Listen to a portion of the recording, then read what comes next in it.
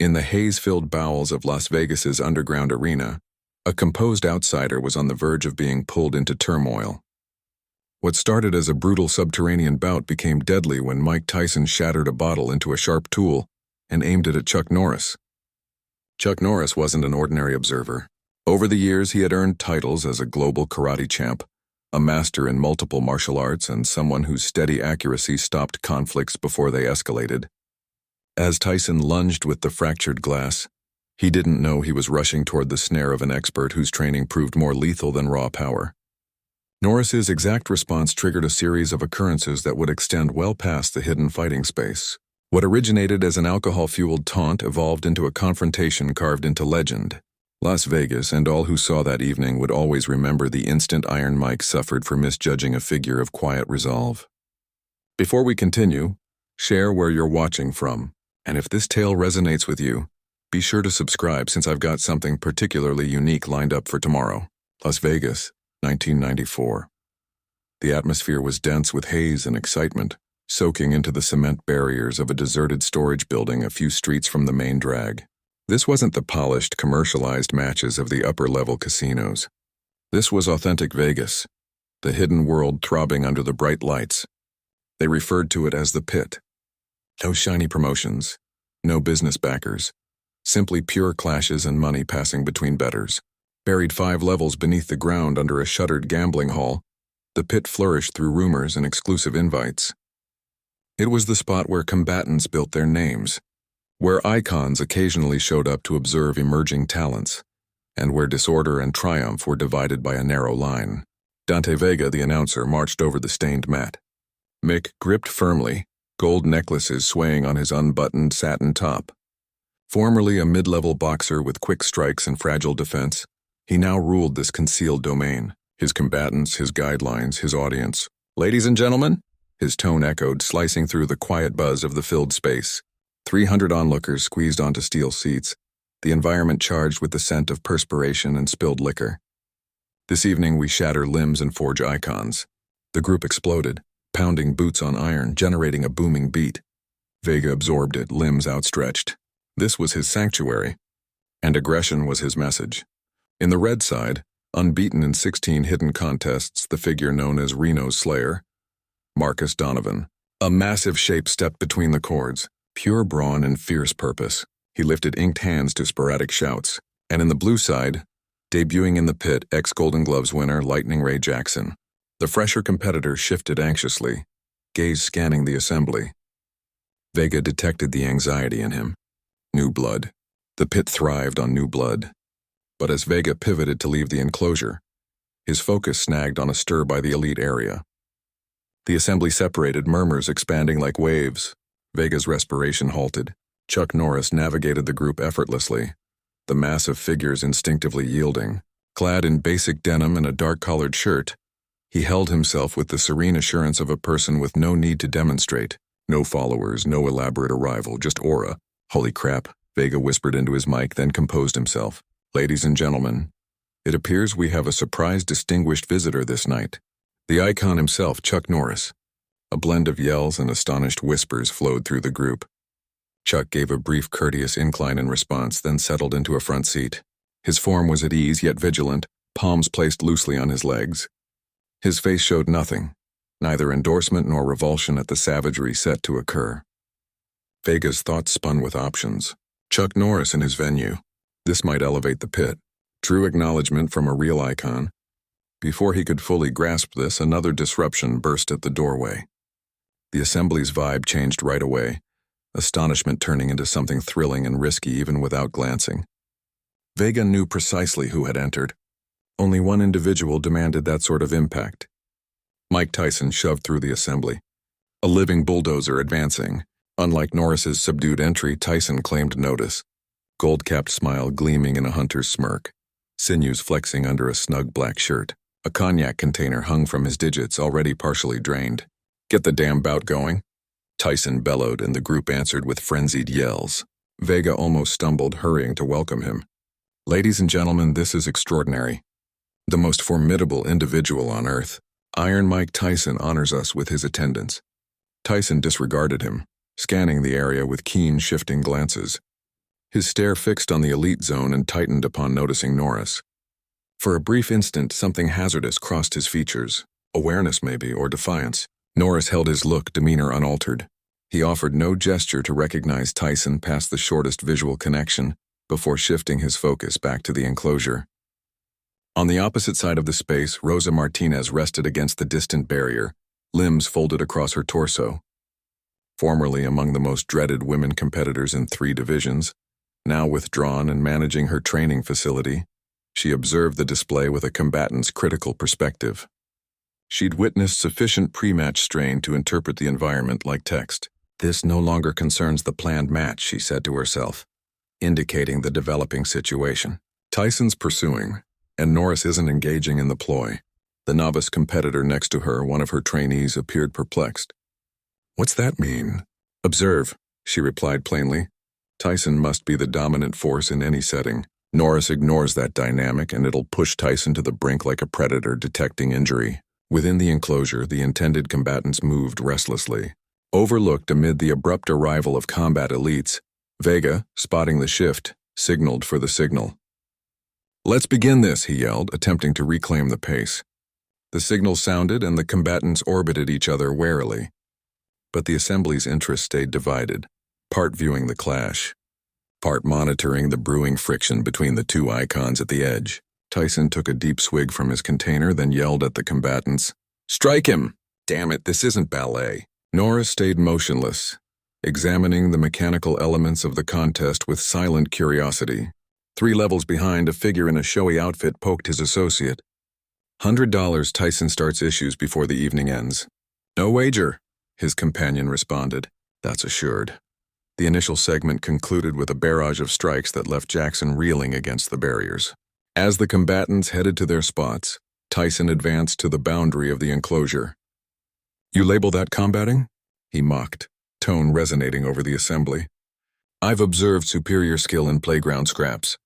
Reno's slayer stared down at Tyson, but understood not to confront him outright. Tyson, deprived of the response he desired, redirected his focus to Norris. Hey Norris, do you believe these fellows could endure 10 seconds in an actual clash? Or are you merely here studying for another lousy film? The assembly quieted briefly, expecting Norris's reply. There came none. Chuck just held his spot, his concentration steadfast on the contest about to restart. If he caught Tyson's jeer, nothing in his manner disclosed it. Vega, detecting a marketing chance, moved nearer to Tyson. The icon himself appears unimpressed by our combatants, he declared, pointing toward Norris. Maybe we must demonstrate to him what the pit truly represents. Tyson's glance sharpened, his frame tightening like a wound coil.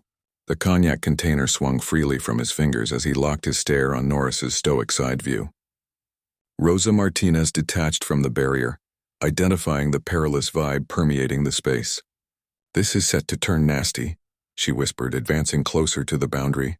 The signal rang for the second segment. Within the enclosure, hands met skin, fluid scattered over the mat, and the assembly howled its endorsement.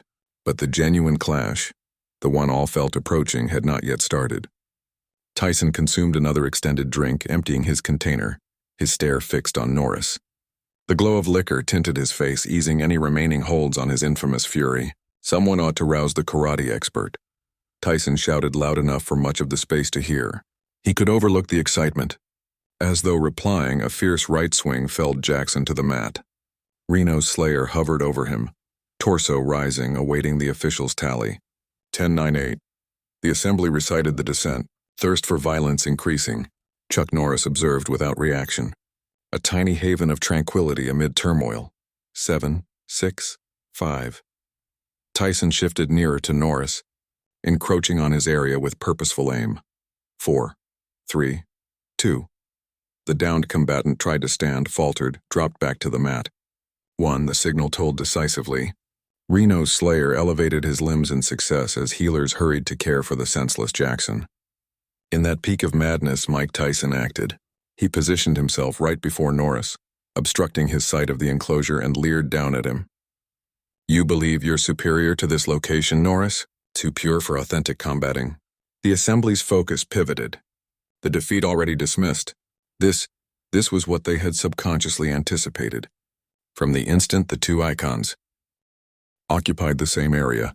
Norris at last glanced up, holding Tyson's stare squarely. His tone, when it emerged, was steady and balanced. "Pardon me," he stated plainly, neither provocative nor yielding. Tyson's features twisted. "Pardon you? Is that your only words? Pardon you?" The vacant cognac container shook in his hold, his joints paling around the top. Rosa Martinez forced her path through the assembly, striving to arrive at the clash before calamity hit. But she realized she wouldn't succeed promptly. Dante Vega, spotting value when he observed it, elevated his mic. "Ladies and gentlemen, it looks like we could have an impromptu headline event developing." His phrases ignited Tyson's explosive temper with a bellow that appeared to rattle the base of the hidden space. Mike Tyson lifted the container aloft and slammed it onto the rim of a close table. Glass burst, fragments dispersing over the cement ground like fatal decorations. The ragged top of the container stayed in his clasp as he directed it at Norris, his features distorted in wrath. "Now," he snarled, "you have my focus." The assembly descended into a shocked, silent hush. The fractured container leaked golden fluid onto the floor among them. Chuck Norris regarded the broken shards, then returned to Tyson's features. Something altered in his gaze. Not dread, not fury, but the serene awareness that harmony was no longer viable. Gradually, intentionally, he rose. The uneven container end sparkled in Tyson's grasp, reflecting the stark upper illumination. Drops of cognac dotted the cement between the pair like fluid at a scene of offense. The assembly had stiffened into a scene of gaping jaws and expanded eyes, jointly pausing their respiration.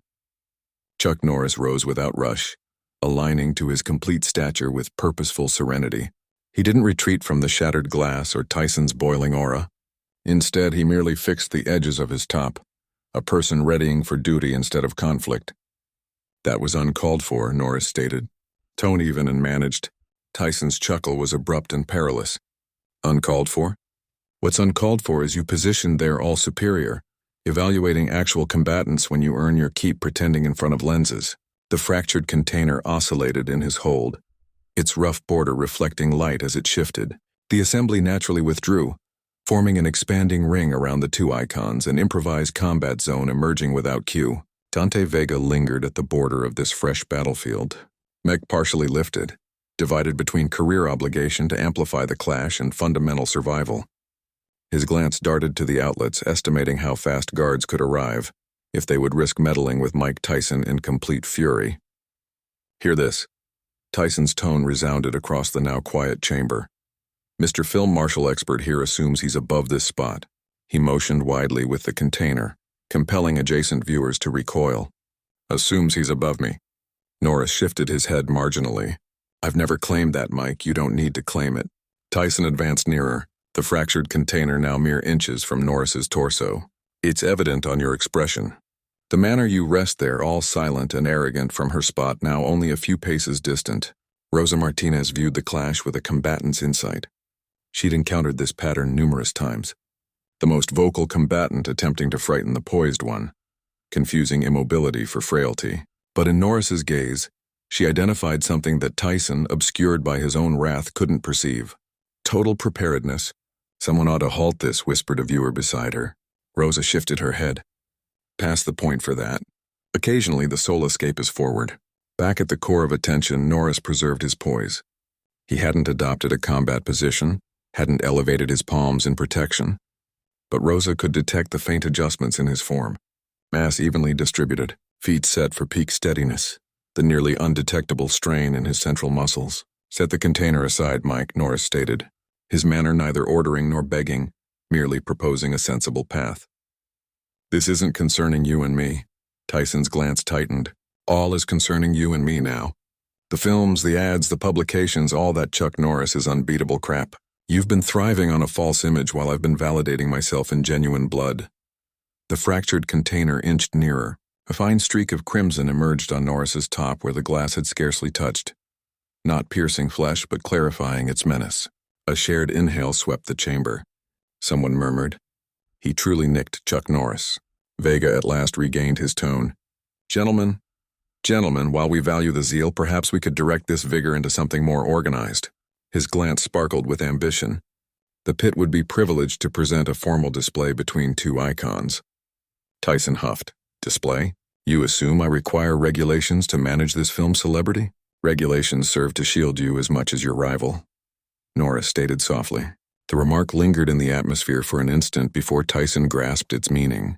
His features shadowed more, vessels protruding on his brow. Shield me. The container cut through the air in a broad sweep, prompting nearby viewers to stagger rearward. I don't require shielding from anybody. Rosa Martinez advanced then, placing herself in the hazardous gap. Despite being smaller than both figures, she drew notice with her marked joints and steadfast stare. This isn't the venue, Tyson, she declared resolutely. You aim to demonstrate something? Do it correctly, not with a fractured container like some street inebriate. Tyson's attention moved to her, familiarity flickering over his traits. Martinez, 3-time victor. Why does it concern you how I manage my affairs? Because I honor the combat sport, she responded steadily. And this? She indicated the fractured container. This isn't combating. It's merely unpleasant. For an instant, something exposed flashed in Tyson's gaze. Regret, perhaps, or a spark of clarity piercing the liquor mist. The container dropped somewhat. Then a tone from the assembly shattered the instant. Tyson's afraid of Norris. See him retreating. The mockery, nameless and timid from the security of separation, reignited Tyson's wrath immediately. He whirled toward the origin container elevated. Who uttered that? Who uttered that? The assembly moved uneasily, no one owning the terms. Norris utilized the diversion to position smoothly between Tyson and the assembly. A delicate shift that nonetheless set him in the immediate root of Tyson's ire. Mike, he stated, tone still serene but stronger now. This ceases now. Tyson's focus returned to Norris, rage intensifying. You don't dictate when I cease. The container slashed downward in a savage curve targeted straight at Norris's features. Crafting and readying this narrative required considerable effort from us. So if you're finding it engaging, join our channel. It truly helps us.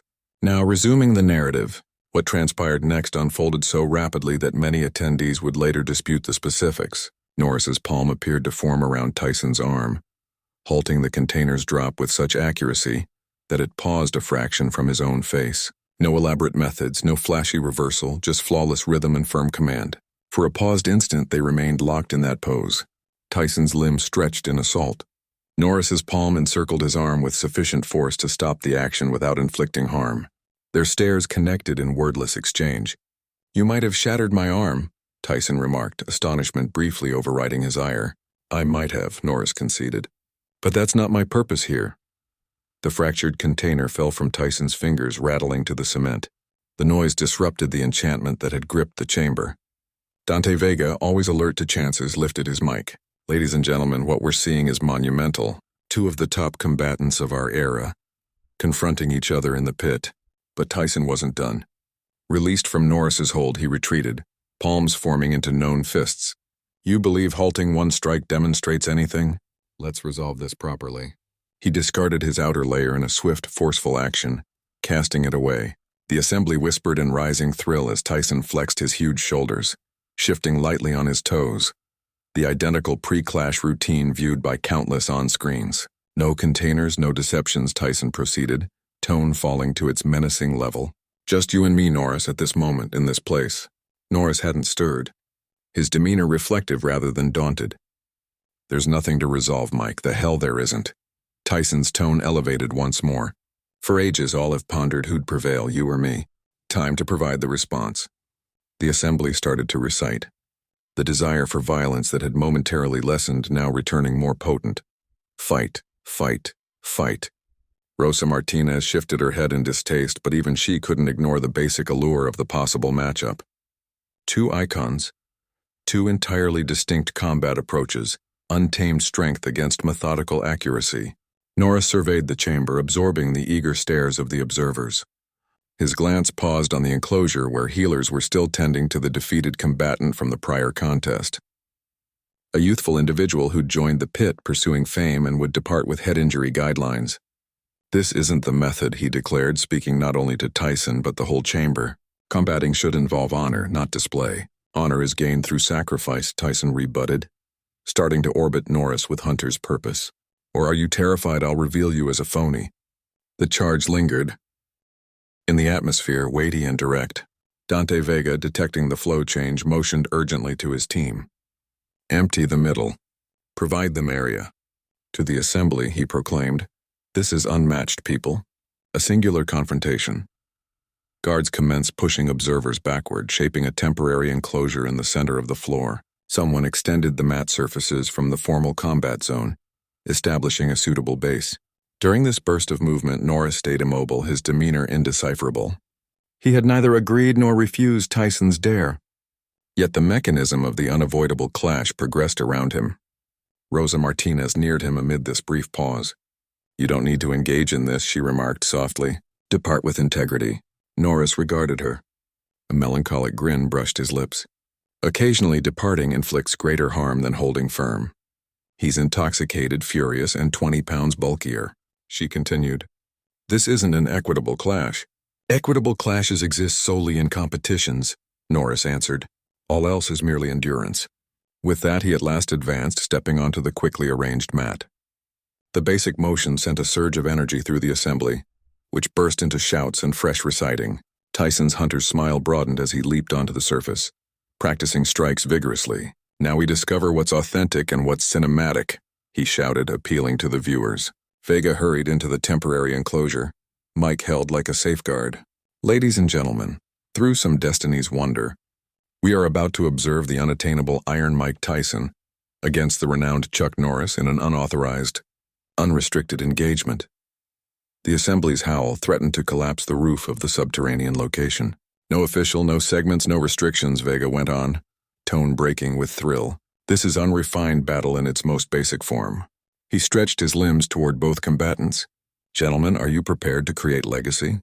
Tyson shifted on his feet, fists lifted, stare fixed on his adversary with pinpoint concentration. "Been prepared my entire existence." All stares shifted to Norris, who positioned centered and serene. He had shed his formal top, exposing a basic dark undershirt beneath.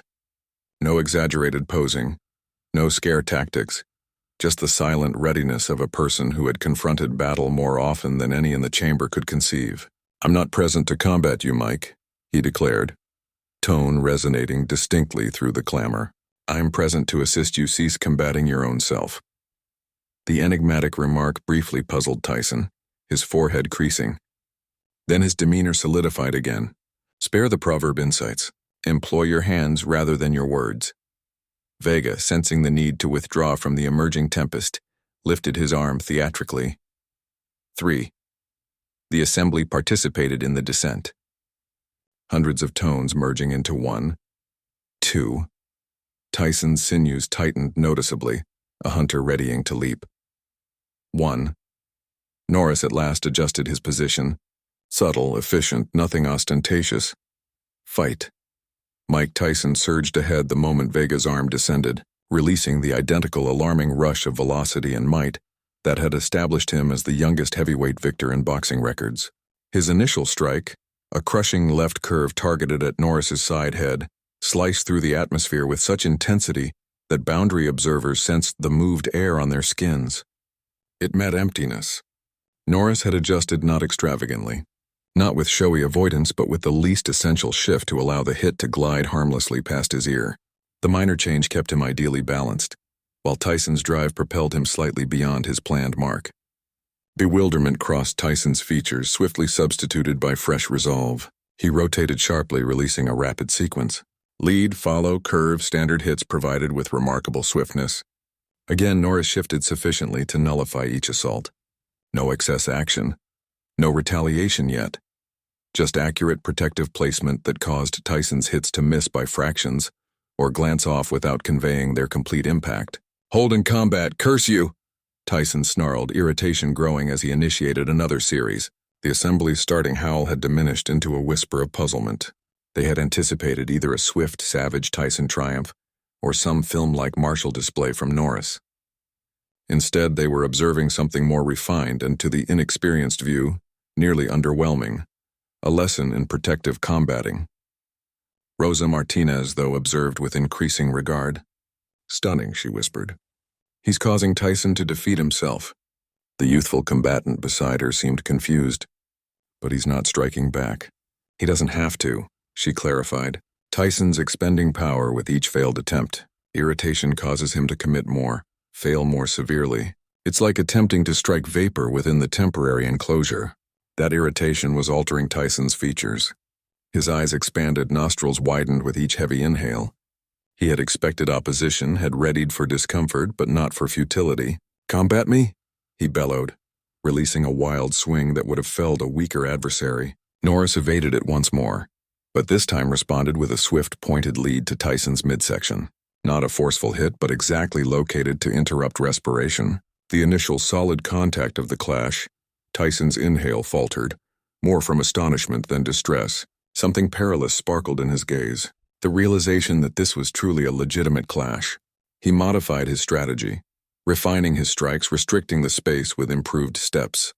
His subsequent sequence was more regulated, less untamed lead, direct right, left curve to the frame.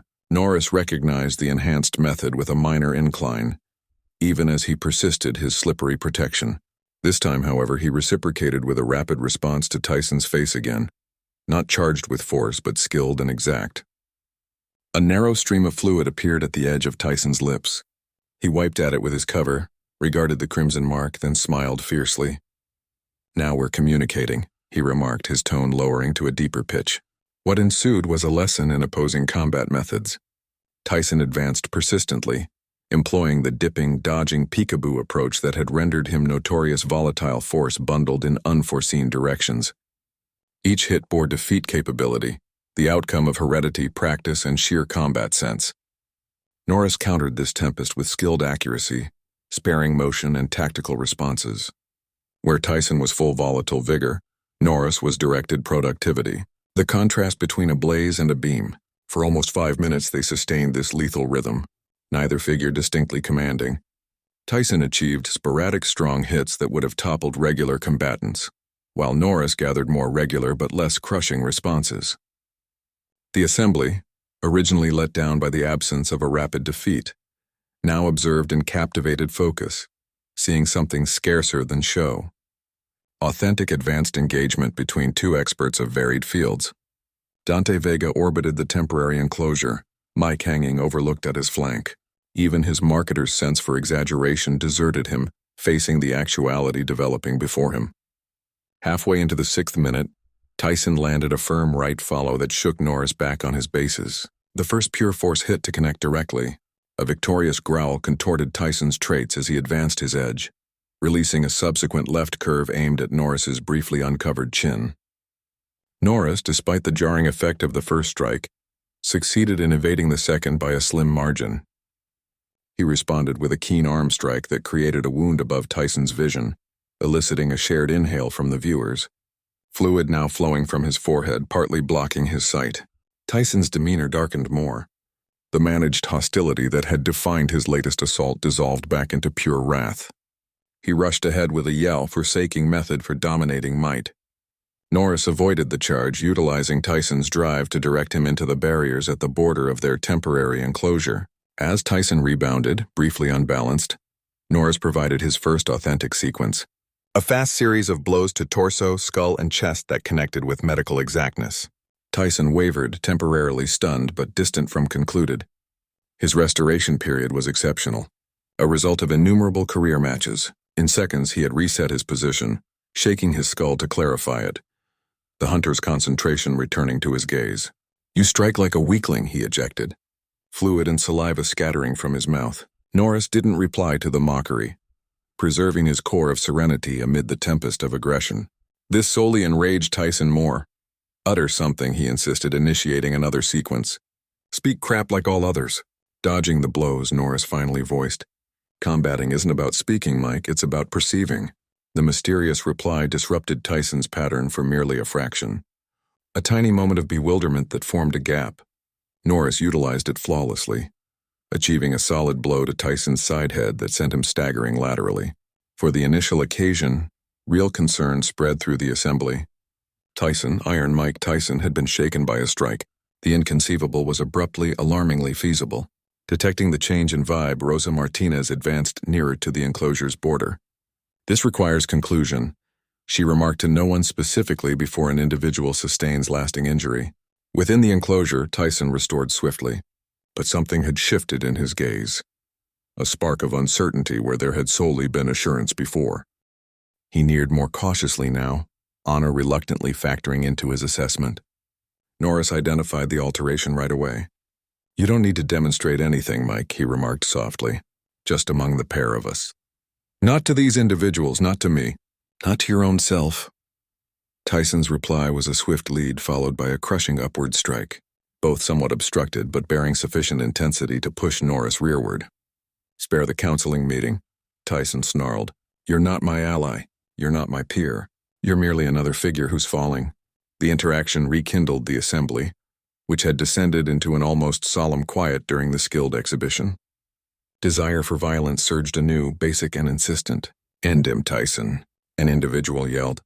"Demonstrate to him what authentic combating is," shouted another. The array of tones appeared to nourish Tyson's determination. He advanced with fresh resolve, restricting the enclosure, compelling Norris toward the edge with a set of measured assaults. For the first time, Norris discovered himself with reducing room to navigate. His rear approached the barriers as Tyson narrowed the gap with Hunter's aim. "No place to flee now, cinema idol," Tyson jeered, detecting advantage. With his withdrawal paths restricted, Norris was compelled to interact more straightforwardly. He countered Tyson's next surge with a flawlessly timed response blow. A rotating rear kick provided with such velocity and exactness that many in the viewers didn't notice it until Tyson was already soaring backward. The kick landed directly on Tyson's chest, propelling him from his bases. He collided onto the mat with a weighty impact that seemed to vibrate the entire chamber. Sliding multiple feet before halting, supine, gaze broad with astonishment, complete quiet fell upon the pit. A void of noise so total it appeared to extract the air from the space. Not a murmur, not an inhale, just hundreds of observers attempting to comprehend the implausible view before them. Iron Mike Tyson, the most dreaded pugilist of his time, lay extended on his rear, placed there by one kick, the instant extended, held in shared incredulity. Then Tyson stirred, turning onto his flank with a pained sound. He elevated himself to one joint, then halted. One palm pressed against his torso where the kick had connected. His respiration arrived in strained pants, his features a veil of discomfort and emerging comprehension. Norris hadn't progressed to exploit the fall. Instead, he had returned to the enclosure's center, his position relaxed but prepared, observing Tyson with cautious evaluation rather than victory.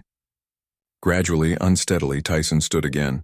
Fluid from his wounded vision had coated half his features red, granting him the look of an injured hunter, perilous maybe more so for being harmed.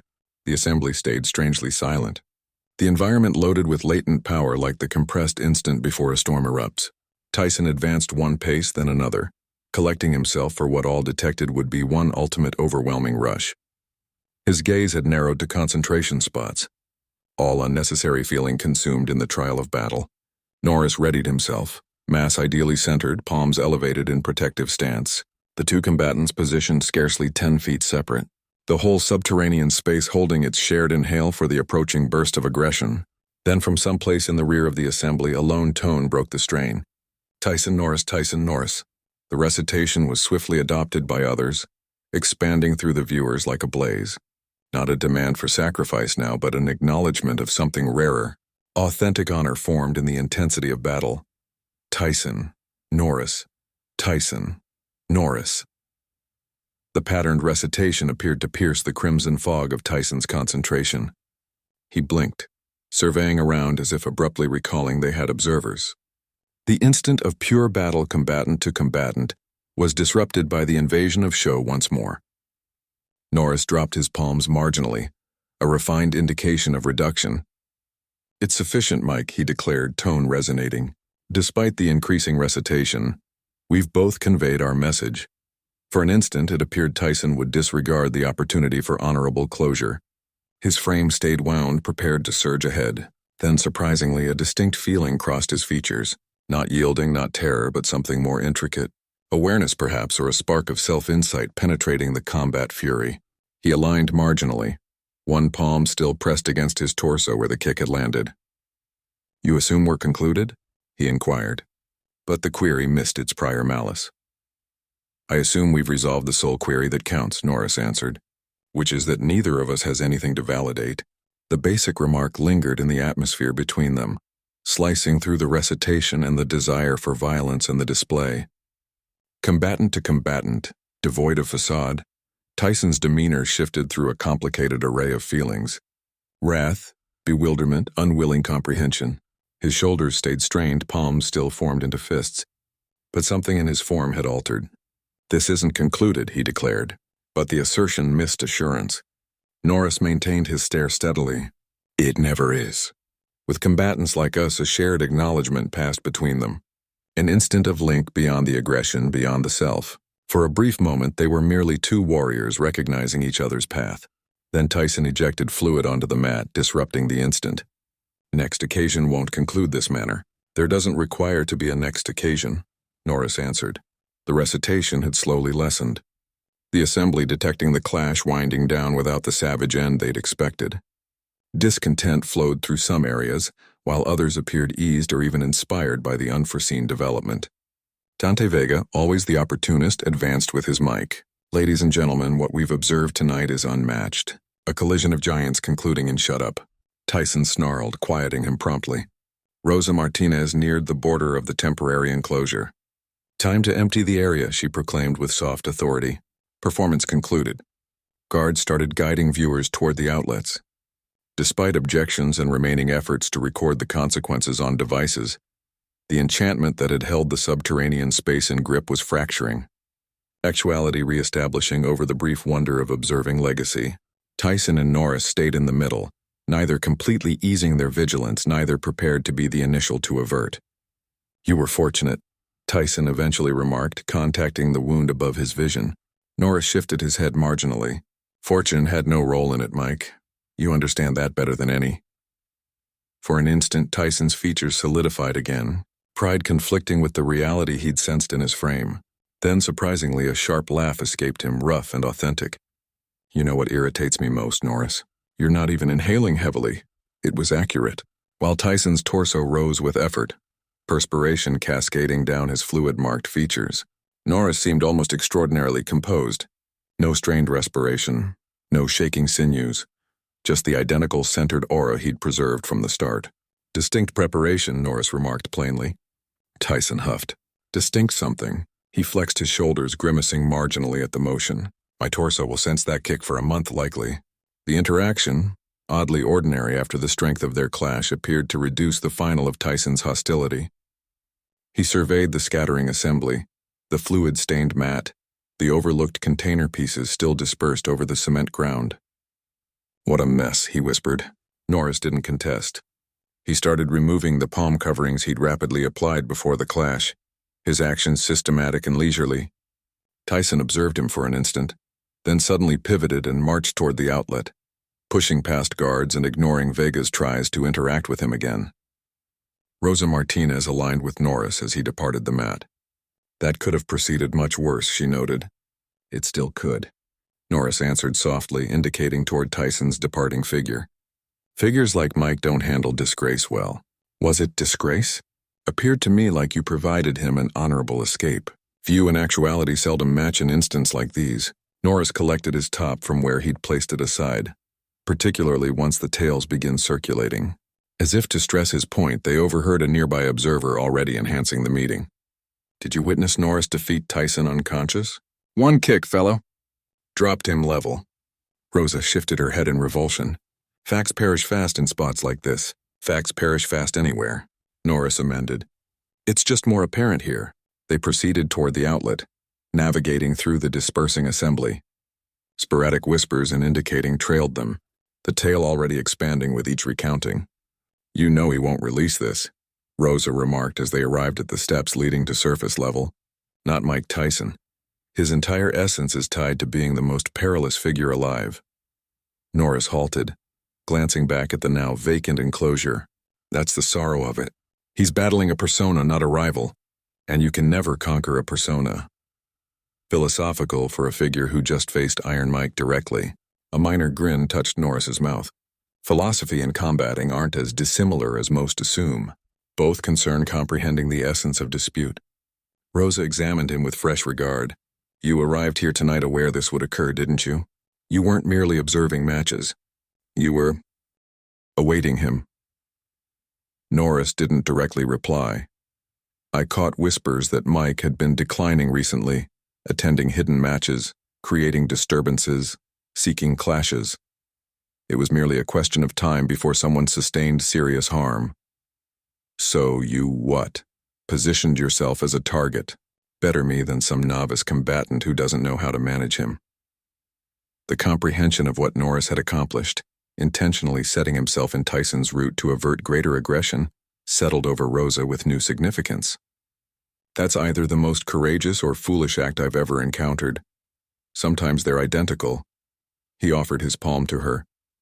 It was pleasant encountering you, Martinez. Your image doesn't capture you fully. She accepted his palm, sensing the managed power in his clasp. Same, Norris.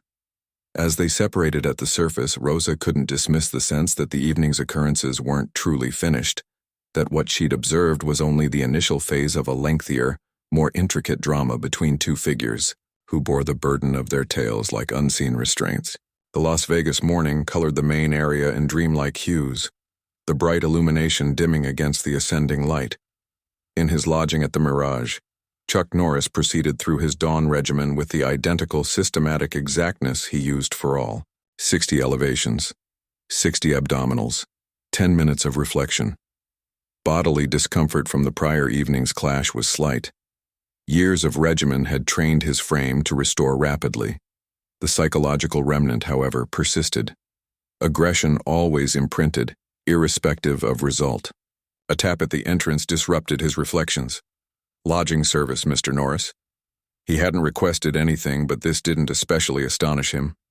Information spread quickly in Vegas, particularly among the city's unseen web of transporters, attendants and protectors since arriving yesterday.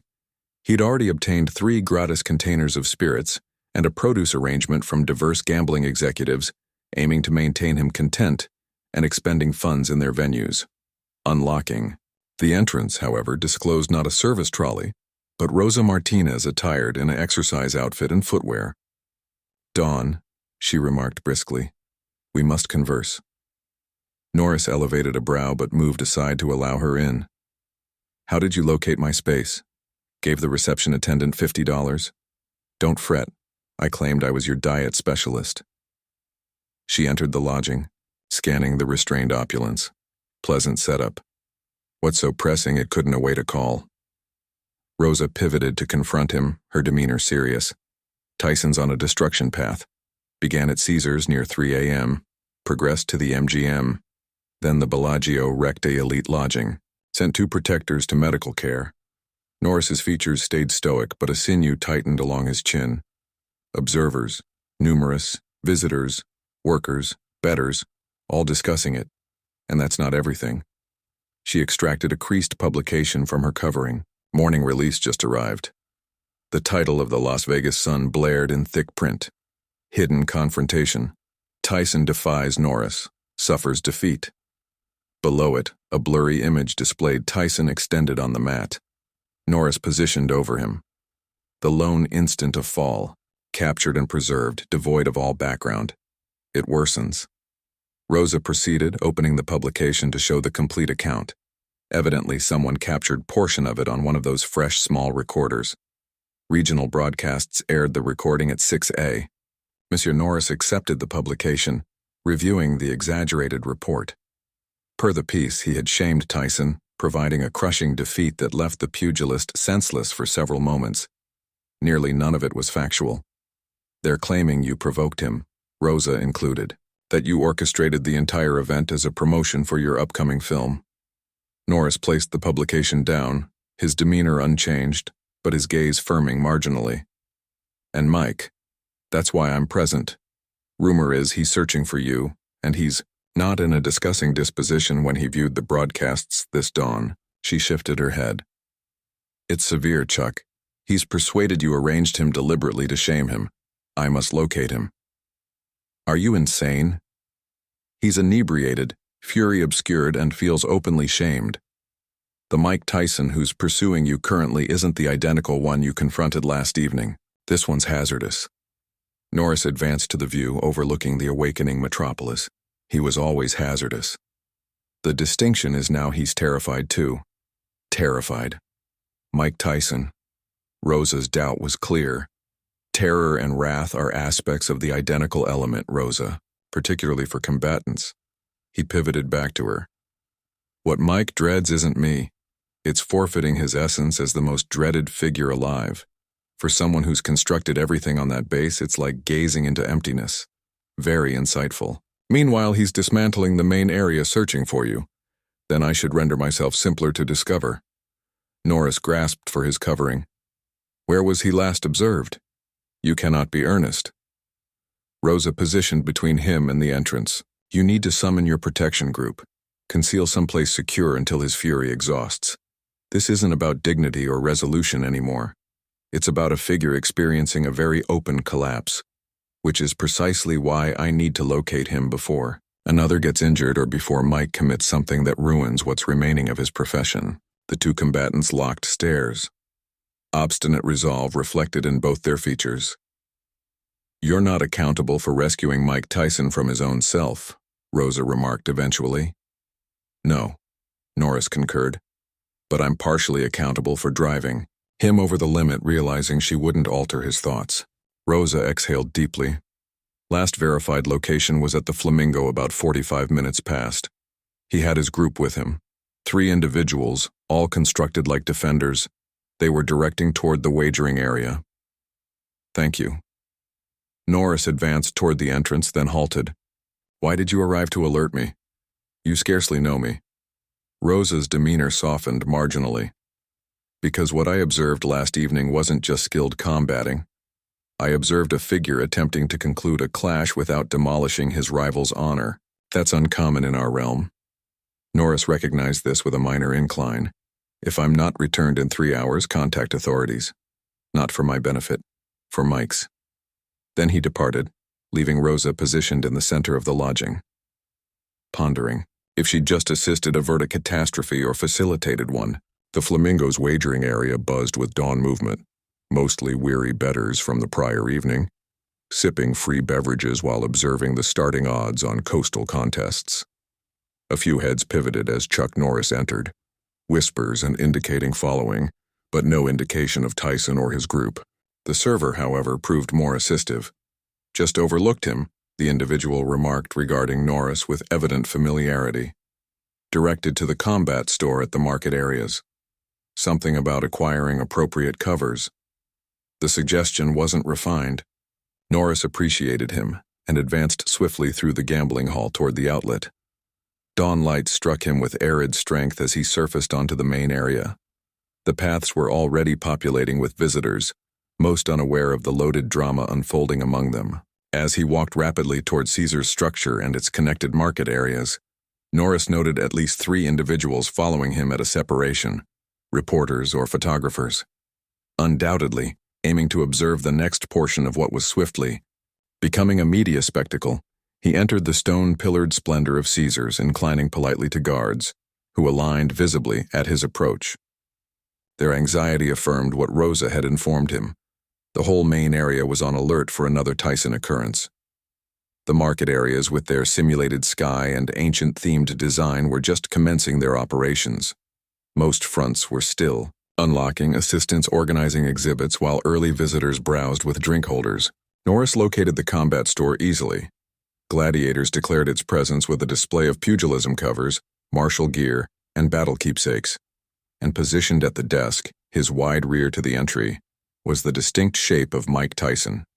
2 enormous men, portion of his group, positioned nearby, their forms strained and alert. They noticed Norris promptly, nudging each other and murmuring to Tyson, whose shoulders clearly stiffened. For an instant, time appeared held. Around them, unaware shoppers sustained their dawn routines. A household with 2 young ones passed, the children indicating thrilled at the pugilism covers in the display. Unaware, they positioned mere feet from 2 of the most hazardous combatants alive. Then Tyson rotated gradually, his demeanor a veil of scarcely contained wrath.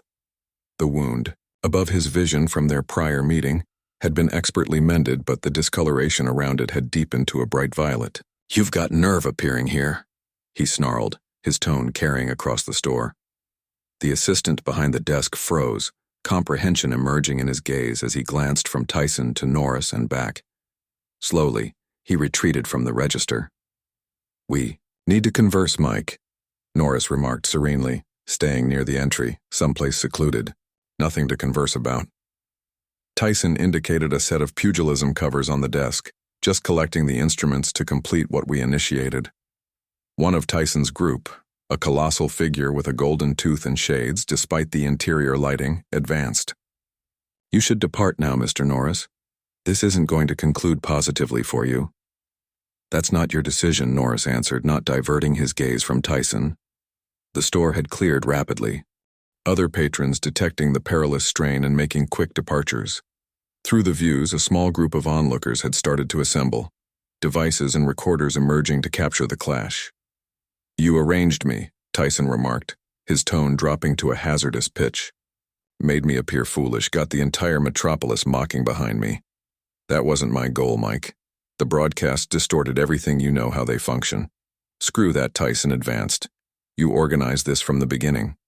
Arriving at the pit, acting the silent strong type, awaiting for me to act, then ensuring all witness you defeat me. If that were accurate, I'd have brought my own recorders." Tyson's gaze tightened, the reasoning penetrating his wrath momentarily. Then he shifted his head. "Doesn't count. The harm is done. Now it's time for retribution." He elevated the covers from the desk. "Don these. We complete this at this moment, in a commercial center with non-combatants all around." Norris indicated toward the assembling group outside. "This isn't you, Mike. You're a specialist, not a road scrapper. Don't inform me who I am." Tyson's tone rose abruptly. "You don't comprehend me. You don't comprehend what I've endured, what I battled for." The raw discomfort beneath the wrath was abruptly evident, a glimpse of the injured figure behind the terrifying image. For all his renown and riches, Mike Tyson was still the youth from Brownsville who had combated his path out of deprivation and mistreatment, whose essence was inseparably linked to his image as the most dreaded combatant alive. Norris identified the exposure in that instant and altered approaches. "You're correct," he remarked plainly. "I don't comprehend your path, but I do comprehend something about bearing the burden of an image." Tyson's gaze flickered with astonishment at the admission. "We're not so dissimilar, Mike." Norris proceeded. "We both comprehend what it's like to have all anticipate us to be something to fulfill a persona that grows larger than existence." One of Tyson's group shifted restlessly. "Mike, we should relocate this elsewhere. Too many recorders." But Tyson dismissed him, his concentration fixed on Norris. "You assume we're identical. I battled my path up from zero. Nobody provided me anything. I'm not claiming our roots were identical, but the strain, the constant stares, observing, evaluating, awaiting for you to stumble, that portion we share." Something in Norris's terms appeared to reach beyond Tyson's protective wrath. His shoulders dropped marginally, his clasp on the pugilism covers loosening. "Last evening wasn't about shaming you," Norris proceeded. "It was about averting something worse. You were directing down a route that concludes poorly for you, for the individuals around you, for someone who might get entangled in the fallout. So what? You're my rescuer now?" The wrath flared anew, but with less intensity. "No, just someone who's been present long enough to identify the indicators." Norris advanced a cautious pace. "The container, Mike. The wrath. The need to validate something. I've observed too many combatants ruin themselves that way." Outside the store, guards from Caesars had arrived, forming a boundary around the expanding group of onlookers. Someone in a costly outfit, likely a gambling executive, was speaking urgently into a device, eyeing the situation with scarcely concealed alarm. "Look around you," Norris remarked, inclining toward the views. "This isn't going to conclude well for either of us, but you've got more to forfeit than I do." Tyson followed his stare, absorbing the group, the recorders, the guard presence. For an instant, actuality appeared to pierce the mist of wrath and injured pride. "They desire a performance," he whispered, "always desiring a performance. Let's not provide them one then." Norris indicated toward a maintenance passage visible at the rear of the store. "There's another exit. Let's utilize it. Locate someplace quiet to discuss this through." The golden-toothed member of Tyson's group advanced closer to his superior. "Mike, the authorities are probably already approaching. We need to advance." Tyson positioned frozen in hesitation, the pugilism covers still gripped in his palms, his features a battlefield of conflicting feelings. Norris offered his palm, not in defiance, but in proposal. "Your decision, Mike. But whatever you choose, you're not confronting it solo." The motion, basic yet deep, lingered in the atmosphere between them, a connection across the gap of pride and discomfort that divided them. Outside, alarms became noticeable in the separation. The Las Vegas light beat down relentlessly as Chuck Norris trailed Tyson's vehicle through the curving paths to Henderson. An expansive arid residence emerged behind tall barriers and automated entrances that isolated them from the expanding media spectacle following in their path. Inside the dwelling, signs of Tyson's wrath were everywhere. Flipped furnishings, shattered shards, a hand-formed indentation in the barrier. J.D., Tyson's slim helper, swiftly aligned a overturned seat while Bones, the golden-tooth protector, regarded Norris with suspicion. "So converse," Tyson insisted, pacing the middle of the living area. "You desired to converse, right?" "I never meant last evening to become open," Norris answered calmly. "What occurred at the pit should have remained there, but it didn't." Tyson interrupted. "It's everywhere. Norris defeats Tyson. My device hasn't ceased alerting promoters, terminating events, backers becoming anxious. I comprehend your irritation." "You comprehend?" Tyson's tone rose abruptly. "I'm Mike Tyson. Every day individuals are awaiting for me to stumble, awaiting to witness the most formidable figure on earth get defeated." The raw discomfort beneath the wrath was abruptly evident. For all his renown and wealth, Tyson existed in a confinement of anticipations far more restricting than any combat enclosure. "It's all constructed on dread," Tyson proceeded, his tone dropping. "The funds, the honor, the might. Individuals dread me, so they compensate to observe me." He halted suddenly, confronting Norris with unforeseen exposure. "And now, they're mocking. Mike Tyson, defeated by a cinema idol." "That's not what occurred, and you understand it," Norris answered. "Doesn't count what truly occurred. It's what they're claiming occurred." Tyson motioned angrily toward the views. "View is actuality in this industry. Then alter the view." The basic remark caught Tyson unprepared. "What?" "Alter the account. Currently, the tale is being recounted by all except the two individuals who were actually present. You and me." J.D. advanced. "He's accurate, Mike. We can advance this. Summon a media gathering, both of you united, and state what?" Tyson's chuckle was rough. "That we had an amicable practice meeting. No one's going to accept that." "We state the facts," Norris remarked. "That two combatants with shared honor participated in an unplanned exhibition that was exaggerated." "Shared honor?" Tyson's gaze tightened. "After I approached you with a fractured container. Intensity of the instant. It happens. Why would you do that for me? Because the facts count more than titles and because I honor what you've achieved too much to see it damaged by one evening." The genuineness in Norris's tone penetrated Tyson's protectiveness. The veil slipped, revealing the injured figure beneath a combatant still combating inner struggles deeper than any he'd confronted in the enclosure. "You don't comprehend me," Tyson remarked, his tone softer. "You don't comprehend the acts I've committed. I comprehend sufficient. I comprehend you combated your path out of situations that would have shattered most figures." Tyson pivoted to the view, gazing at the arid scenery. "You know what terrifies me most? Not forfeiting matches, not even confinement." He pressed his brow against the pain. "It's becoming a jest, a mockery. Recall Mike Tyson? The individual who possessed it all and discarded it. That's not how your tale has to conclude, Mike." Tyson pivoted back, his demeanor solidified, but with resolve rather than wrath. "Last evening in the clash, you could have concluded it sooner, couldn't you? You were restraining." Norris pondered carefully. "We were both examining limits. It's what combatants do." "No, you were commanding from the beginning. I sensed it." Before Norris could answer, the protection system alerted. "Media vehicles at the entrance," JD proclaimed. 3 of them. Predators. Bones whispered. "See what I mean?" Tyson's demeanor darkened. "Can't evade them." "So, don't evade," Norris answered. "Confront them on your conditions with you?" Tyson inquired doubtfully. "If that's what you desire," JD interrupted again. "Mike, they're contacting the residents. If we don't provide them something, they'll remain outside all day." Tyson pondered the strain evident in his features. "What would we even state?" "The facts," Norris responded. "Or at least the portion that counts." "And what's that?" "That 2 combatants from distinct realms discovered they had more shared than either anticipated." After an instant of examining Norris's features for any deceit, Tyson pivoted to JD. "Inform them we'll provide a declaration in 1 hour. Here at the entrances, alone again with Norris." Tyson's form softened marginally. "This doesn't render us allies."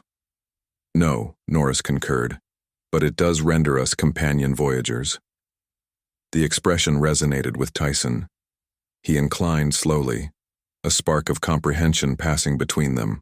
2 figures who had traversed distinct routes to the same isolated summit where partners were scarce. An hour later, they positioned before a barrier of recorders and mics. Tyson, now attired in a dark outfit and neckwear, spoke with managed strength. "Last evening, Chuck Norris and I had a dispute that has been severely distorted." His gaze swept across the reporters. Contrary to accounts, there was no defeat, no shame. There was the intense interaction between 2 combatants who honor the skill enough to examine each other's boundaries. He retreated, inviting Norris ahead. "Mike Tyson is one of the top pugilists in records," Norris declared clearly. "What occurred last evening was not a clash in any formal sense. It was an unplanned interaction between 2 performers from distinct fields." As they pivoted to depart, a reporter yelled, "Mike, the gambling protection recording is online. Are you denying you destroyed furnishings and menaced workers?" Tyson froze, shoulders straining, palms forming into fists. The instant balanced on a blade's border. Norris advanced slightly nearer. "Recall why we're present," he remarked softly. With evident effort, Tyson relaxed his fists. His respiration stabilized. "I misplaced my composure last evening," he recognized. "I've been handling personal matters. That's not a justification, just a reality. I'm addressing it." His tone dropped almost as though addressing himself. "That's all I've got to remark." He departed without glancing back. This time no reporter pursued him. Norris lingered briefly. "Mike Tyson is a combatant," he remarked plainly, "within the enclosure and without. That merits honor, not exaggeration." He trailed Tyson into the residence, leaving the reporters to process a tale far more intricate than the basic account of dispute they had anticipated to consume.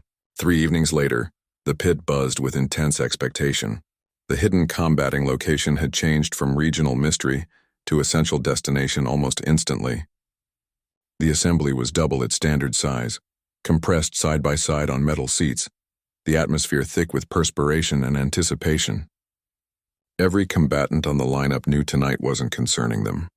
They were simply stand-ins in an account that had expanded beyond the limits of this cement basement. Dante Vega marched across the fluid-marked mat, gold necklace swaying against his open satin top, absorbing reflected fame. "Ladies and gentlemen," he proclaimed, tone echoing through inexpensive amplifiers. "Welcome to the most discussed combating location in America, the spot where icons clash and legacy is formed."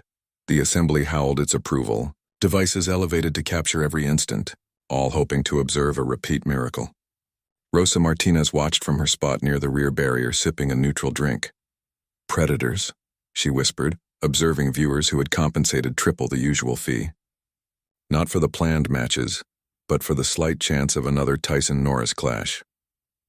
The evening's contests continued with their typical savagery-skilled defeats. Damaged mouths, head injury measures, but even the most fierce sequences somehow felt underwhelming. The viewers clapped mechanically, focus constantly drifting toward the entry, awaiting for the authentic performance to commence. Between contests, Vega navigated the space with tireless vigor, moving between elite tables where newcomers with thick purses and weak links to combating validity presided. "Sole rights to the repeat," he murmured to a cluster of possible backers, secretive thrill in his tone. both sides in earnest discussions. 8 numbers least. Broadcast assurances. Nonsense, Rosa interjected, placing her empty container on their table with intentional force. Vega's grin wavered. "Pardon me, gentlemen," he remarked smoothly before drawing Rosa aside. "What the heck, Martinez? I'm operating here." "You're peddling falsehoods," she rebutted, gaze firm. "There's no repeat in progress, no agreements, no talks. What do you comprehend about it?" Vega's tone carried a protective border enough to comprehend when someone's fabricating. She motioned toward the crowded chamber. "You're exchanging on something that was never yours to exchange." Vega's pretense cracked marginally, revealing the urgency beneath. "Come on, Rosa, the pit requires this. After what occurred, we could be something larger, something valid." "The pit is what it is," she answered resolutely. "A location for combatants to examine themselves without red tape. Begin pursuing fame and you'll forfeit what made this location significant." A sudden change in the assembly's vigor cut their dispute short. Like a wave effect, heads pivoted toward the entry, discussion fading as awareness expanded through the chamber. The mass of figures separated instinctively, forming a pathway through the center of the space. Chuck Norris advanced through the area with measured strides and silent assurance. But this time he wasn't solo. Mike Tyson walked beside him, not following, not guiding, but aligned.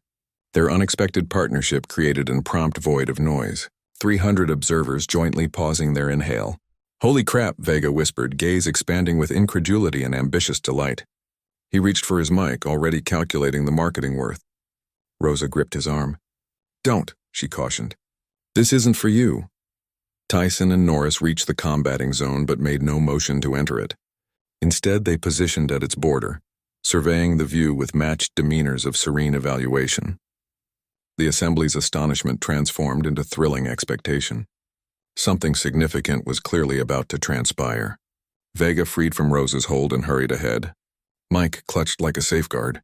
"Ladies and gentlemen," he initiated, tone pitched to theatrical levels. "The instant you've all been anticipating.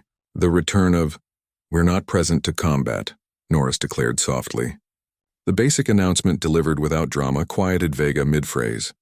"Then why are you present?" he inquired, authentic confusion breaking through his marketer's image. Tyson advanced, his aura commanding prompt notice.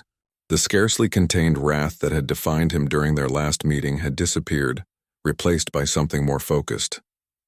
Still potent, but directed with intent rather than fury. "We're present to clarify the facts," he proclaimed, tone carrying across the now silent space. About what transpired, about what it signified. Vega's marketing senses restored swiftly. "Of course, ladies and gentlemen, you heard it here initially. The sole inner account of the confrontation that shattered the web. Not a confrontation," Norris amended. "A teaching." Tyson inclined in agreement. "For both of us." Vega's grin wavered as he detected control of the account slipping away. "Perhaps you'd like to step into the enclosure. Provide the viewers a better sight for this clarification." "We're fine right here," Tyson answered firmly. From her spot at the rear, Rosa suppressed a grin at Vega's evident discomfort. The marketer flourished on show. Authentic human instincts were beyond his skill. Tyson surveyed the assembly, his demeanor reflective. "Most of you arrived tonight, hoping to witness a repeat of what transpired before, maybe even something more aggressive, more theatrical." Whispers of embarrassed acknowledgement rippled through the viewers. "I comprehend it," Tyson proceeded. "I constructed my profession on that show.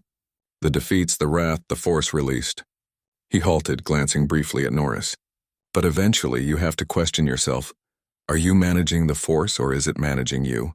The insightful query lingered in the atmosphere. Unexpected from a figure known more for his strikes than his perceptions. What transpired between Chuck and me wasn't about who's stronger, or whose combating approach is superior.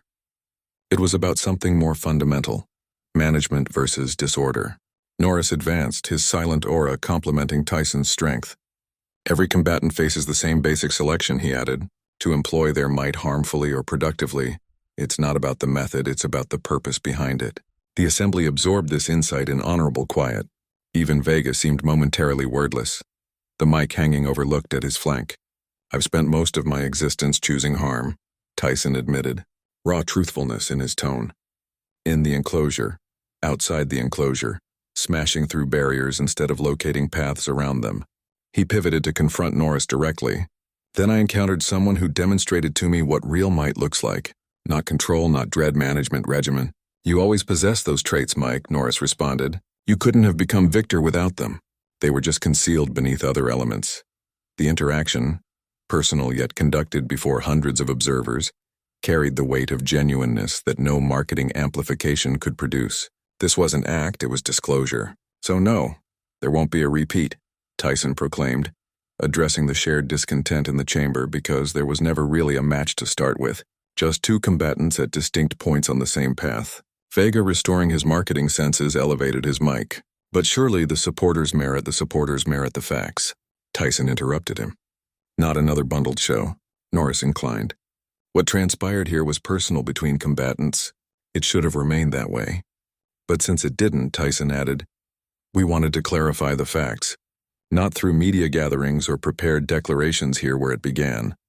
The sincerity in his tone affected even the most seasoned observers. A different sort of honor was visible in their features now. Not the fearful wonder Tyson usually commanded, but something deeper, more authentic. One final element, Tyson remarked. The tales, the recordings, the whispers. Most of it's nonsense. Chuck Norris didn't defeat me, and I didn't have him cornered either. What transpired then? Someone shouted from the assembly. Tyson and Norris exchanged a glance, a silent exchange between two warriors who had crossed an invisible boundary together. We acknowledged each other. Norris answered plainly with that mysterious response. They pivoted to depart, advancing through the assembly with the same intentional serenity with which they had entered.